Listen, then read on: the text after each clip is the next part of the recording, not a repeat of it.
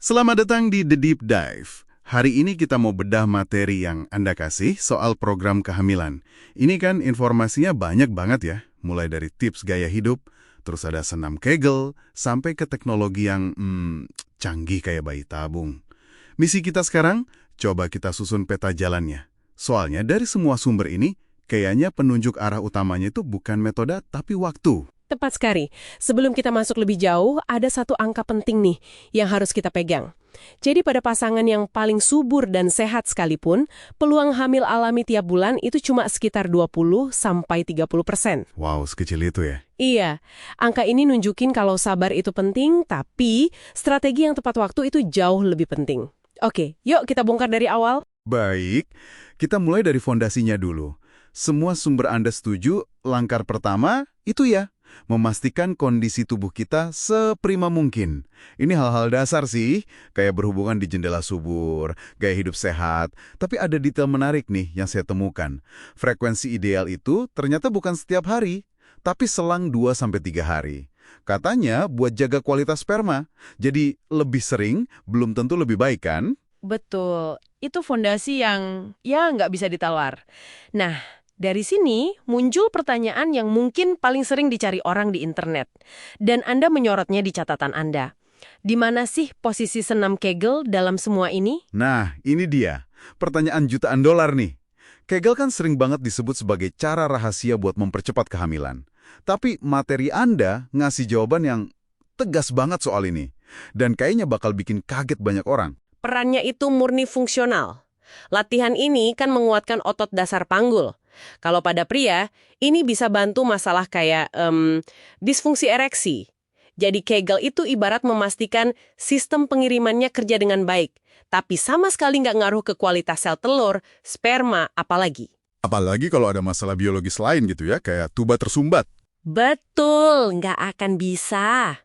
Oke, jadi Kegel itu lebih ke memastikan mesinnya jalan, bukan meningkatkan kualitas bahan bakarnya. Ini jelas banget sih.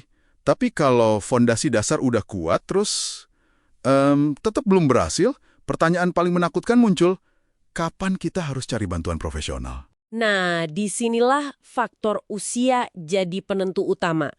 Panduan klinisnya itu jelas dan tegas banget.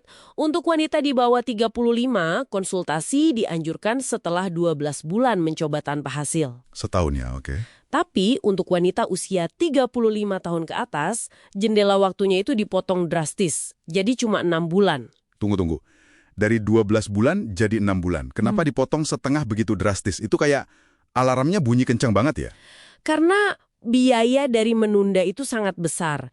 Dan biayanya itu adalah peluang. Kualitas sel telur itu menurun signifikan seiring usia. Dan ini dampaknya langsung ke tingkat keberhasilan bantuan medis. Oh, jadi langsung ngaruh ke sana ya? Langsung. Angka di materi Anda gamblang banget.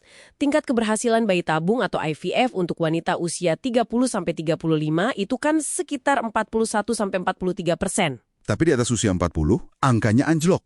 Cuma 13-18%. Wow, dari 43 ke 18% dalam beberapa tahun itu. Luar biasa. Angka itu sendiri udah jadi argumen terkuat buat nggak menunda-nunda ya. Kita sering fokus ke biaya finansial, tapi kayaknya biaya terbesar dari menunda itu justru peluang itu sendiri. Anda menangkap poin terpentingnya. Menunda konsultasi itu artinya ya, secara sadar mengurangi peluang keberhasilan Anda nanti. Baik, anggaplah keputusan sudah dibuat buat konsultasi.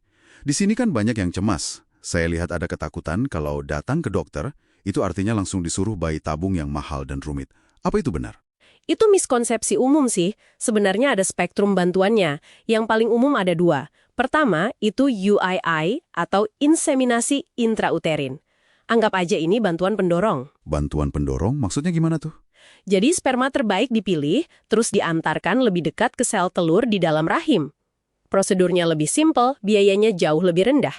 Oke, jadi IUI itu kayak ngasih tumpangan biar sperma lebih dekat ke tujuan. Terus kalau IVF atau bayi tabung, kapan butuh lompatan drastis kayak gitu? Nah, IVF itu solusi untuk hambatan yang lebih besar.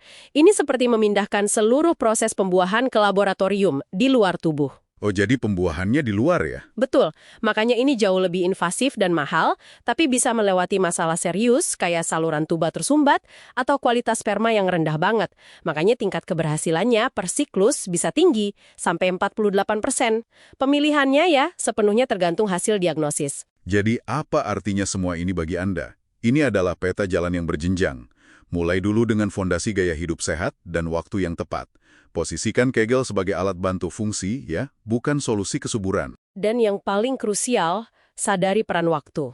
Patuhi panduan berdasarkan usia, jangan takut cari diagnosis dari ahlinya, karena langkah itulah yang akan menentukan apakah Anda cuma butuh dorongan kecil kayak IUI atau solusi komprehensif seperti IVF. Sebagai penutup, seluruh materi ini kan sangat fokus pada peta jalan biologis dan teknis ya, tapi tersirat ada beban mental yang besar banget di baliknya, terutama pas masuk ke IVF. Ini memunculkan satu hal sih buat Anda renungkan. Di luar peta jalan medis ini, bagaimana Anda merancang program untuk kesiapan mental dan emosional? Karena seringkali itulah bagian dari perjalanan yang sama pentingnya.